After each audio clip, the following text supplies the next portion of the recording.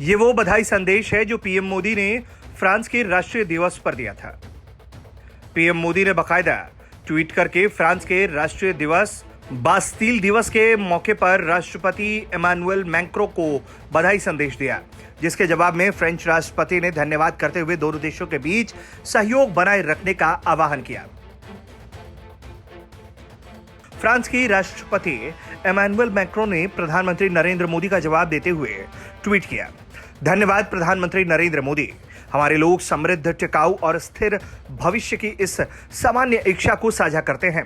हमें आपस में सहयोग बनाए रखना चाहिए। प्रधानमंत्री नरेंद्र मोदी ने अपने ट्वीट में लिखा था कि बास्तील दिवस के मौके पर मेरे प्रिय मित्र इमैनुअल मैक्रों और फ्रांस के लोगों को बधाई। हम फ्रांस के साथ महत्वपूर्ण रणनीतिक साझेदारी को मजबूत करना और हमारे सहयोग के विस्तार करने को लेकर प्रतिबद्ध हैं। फ्रांस में 14 जुलाई को राष्ट्रीय दिवस के रूप में मनाया जाता है।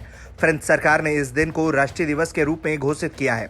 इस दिन को बास्तील डे के रूप में जाना जाता है। 14 जुलाई 1789 को क्रांतिकारियों ने बास्तील के कारागृह फाटक को तोड़कर ढेरों बंदियों को मुक्त कराया था। तब से 14 जुलाई को फ्रांस में राष्ट्रीय दिवस के रूप से मनाया जाता है और इसे बास्तील डे कहा जाता है। फ्रांस की राज्य क्रांति 1789 ईस्वी में लुई 16वां के शासनकाल में हुई थी। तब फ्रांस में सामंती व्यवस्था थी। समानता, स्वतंत्रता और भाईचारे का नारा फ्रांस की राज्य क्रांति की देन मानी जाती है।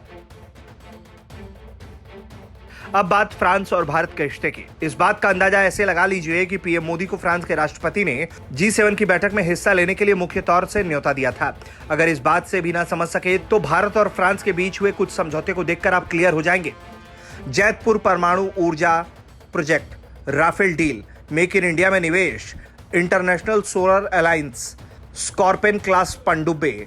वहीं इसका एक और पहलू समझिए, फ्रांस के साथ होने से हमारे लिए कुछ राहें आसान हो जाती हैं। पहला, न्यूक्लियर सप्लायर्स ग्रुप में एंट्री। दूसरा, यूएनएससी की सदस्यता। और सबसे अहम, ड्रैगन के खिलाफ हिंद महासागर में एकजुटता, जहां फ्रांस हमेशा भारत के साथ खड़ा रहेगा। पर इकलौता भारत ऐसा नहीं है जिसे फ्रांस की जरूरत है, बल्कि फ्रांस को भी भारत की उतनी ही जरूरत है। पूरे दक्षिण एशियाई क्षेत्र में फ्रांस का पहला अहम पार्टनर भारत ही है।